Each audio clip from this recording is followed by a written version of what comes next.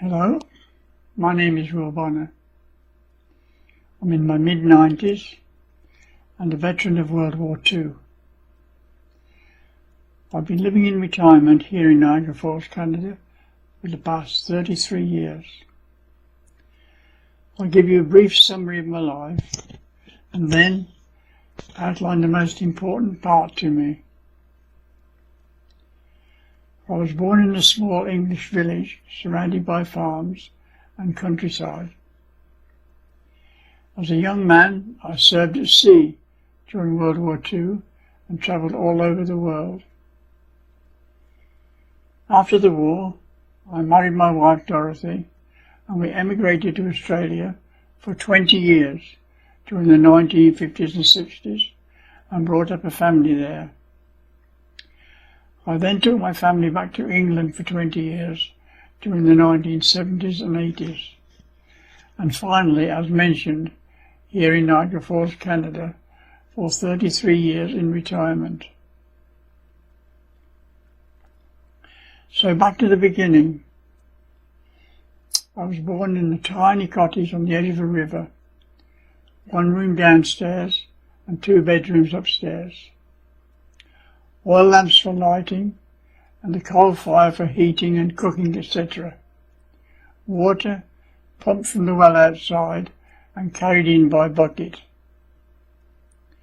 We were very poor, always hand-me-down or second-hand clothes. I did not get my first purchased Christmas present until I was 9 years old. My father would make our presents in his tiny workshop each year. It must have given him a lot of satisfaction when we opened our stockings on Christmas morning. Adding to our woes, the river would occasionally overflow into the house. But having said all that, there were 2 significant assets in my life.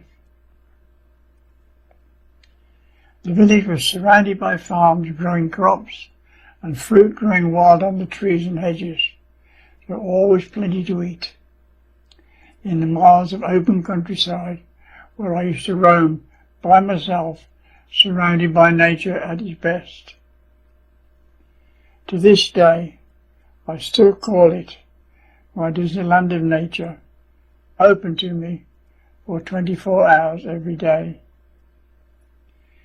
Secondly, I was brought up by dedicated parents, and I thank them for being there for me and my brothers during the Great Depression of the 1920s and 30s. Those were the days when all the men wore belts. If you misbehaved, you bent over and got the belt. If you really misbehaved, you got the buckle end.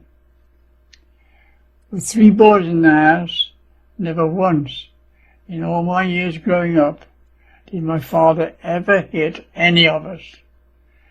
This was the family atmosphere I grew up in, which I carry with me to this day, and I've had the good fortune to be able to call on when life at times got heavy going. When you are growing up in a closed family environment, it is yours to destroy or nurture. I enjoy writing about good people and the way I rearrange my life to avoid the bad people, which I will talk about in the future. As a young child, I attended Sunday school every week, and then, as I got older, I joined the choir. The church was only a few minutes' walk away.